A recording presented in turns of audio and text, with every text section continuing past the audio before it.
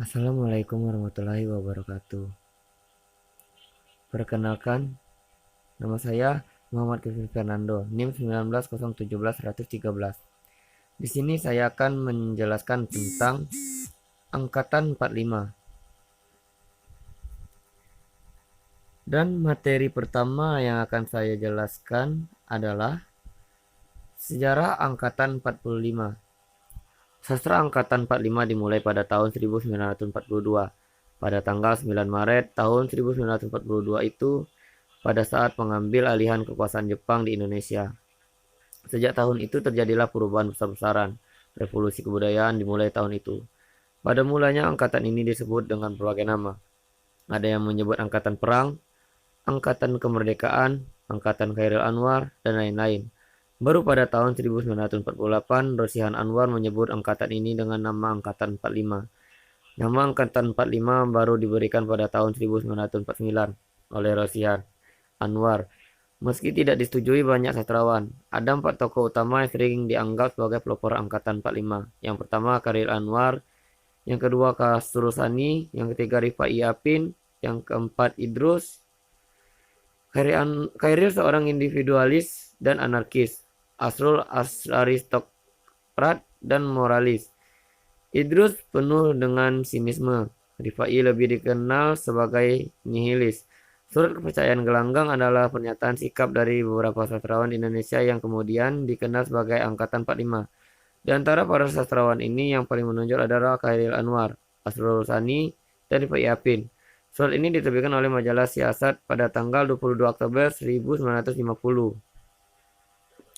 Selanjutnya adalah tentang Surat Kepercayaan Gelanggang yang berisi, kami adalah ahli waris yang sah dari kebudayaan dunia, dan kebudayaan ini kami teruskan dengan cara kami sendiri.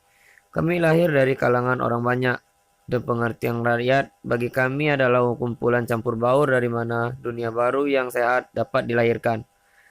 Keindonesiaan kami tidak semata-mata karena kulit kami yang sawo matang, rambut kami yang hitam, atau tulang pelipis kami yang menjorok ke depan, tetapi lebih banyak oleh apa yang diutarakan oleh wujud pernyataan hati dan pikiran kami. Kami tidak akan memberi kata ikatan untuk kebudayaan Indonesia. Kami tidak ingat akan melap-lap hasil kebudayaan lama sampai berkilat dan untuk dibanggakan. Tapi kami memikirkan suatu penghidupan kebudayaan baru yang sehat. Kebudayaan Indonesia ditetapkan oleh satuan berbagai-bagai rangsang suara yang disebabkan oleh suara yang dilontarkan kembali dalam bentuk suara sendiri. Kami akan menentang segala usaha yang mempersempit dan menghalangi tidak betulnya pemeriksaan ukuran nilai. Revolusi bagi kami ialah penempatan nilai-nilai baru atas nilai-nilai usang yang harus dihancurkan. Demikian kami berpendapat bahwa revolusi di tanah air kami sendiri belum usai. Dalam penemuan kami mungkin tidak selalu asli. Yang pokok ditemui adalah manusia. Dalam cara kami mencari, membahas, menelaah, kami membawa sifat sendiri. Penghargaan kami terhadap keadaan keliling adalah penghargaan orang-orang yang mengetahui adanya saling pengaruh antara masyarakat dan seniman.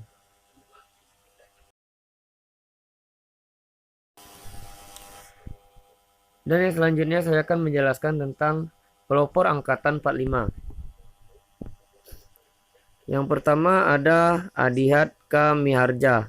Adihat pertama kali dikenal dengan roman ateis, kemudian Bentrokan dalam Asrama, Debu Cinta, Bertebaran, dan drama Pak Duliah in Extremis. Yang kedua Asrul Sani. Hingga akhir hayatnya dikenal sebagai pribadi yang multi ahli, karena tidak hanya mewariskan puisi, cerpen, esai, skenario film, pelajaran di bidang perfilman, dan karya terjemahan, tapi juga pernah berjuang dalam Laskar Rakyat Jakarta selama awal revolusi.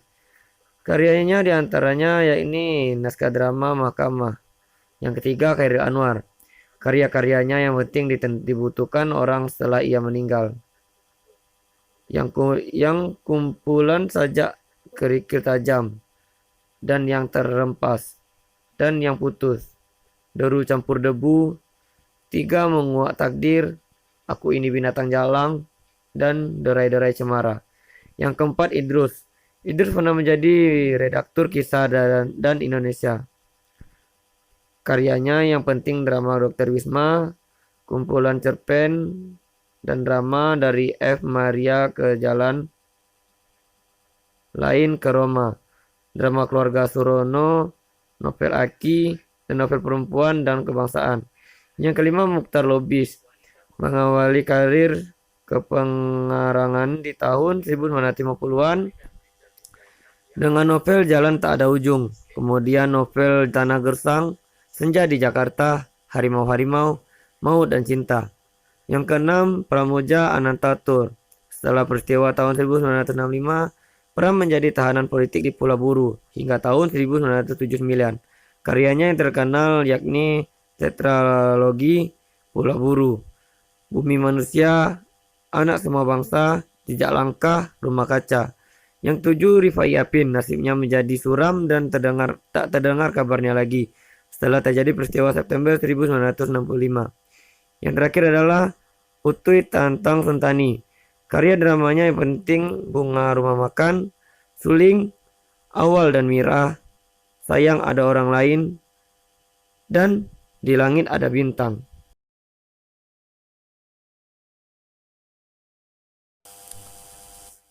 Selanjutnya saya akan menjelaskan pengarang dan karyanya.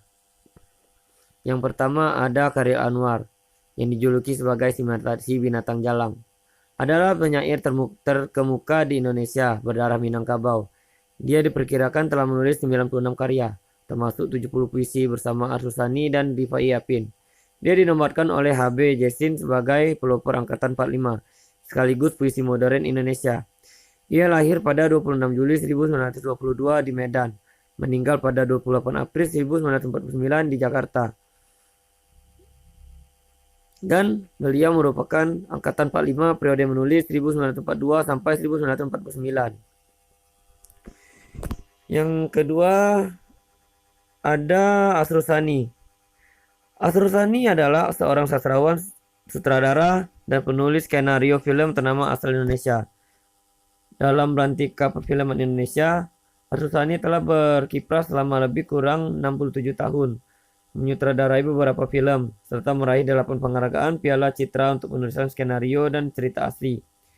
Beliau lahir pada 10 Juni 1927 di Riau, meninggal pada 11 Januari 2004 di Jakarta. Salah satu buku yang dihasilkan dari Arsusani adalah Dari Suatu Masa ke Suatu Tempat, Surat-Surat Kepercayaan, Salah Asuhan, dan lain-lainnya. Penghargaan yang pernah ia capai ialah Piala Citra untuk penulisan skenario terbaik. Dan nama orang tua dari Arsusani adalah Marah Sani Syair, Alam Syah, Nur Aini binti Itam Nasution. Yang selanjutnya ada Rifai Yapin. Rifai Yapin adalah sastrawan Indonesia yang lahir pada 30 Agustus 1927 di Kota Padang Panjang, Sumatera Barat. Ia meninggal pada April 1955 di Jakarta. Dan buku hasil karyanya adalah Dari Dua Dunia Belum Sudah, Collected Verse of Rifai Yapin. Yang selanjutnya adalah Abdullah Idrus yang lahir di Kota Padang pada 21 September 1921 dan meninggal di Padang, Sumatera Barat pada 18 Mei 1979 pada umur 57 tahun. Beliau merupakan seorang sastrawan Indonesia. Sekianlah sedikit penjelasan saya tentang angkatan 45. Saya ucapkan terima kasih.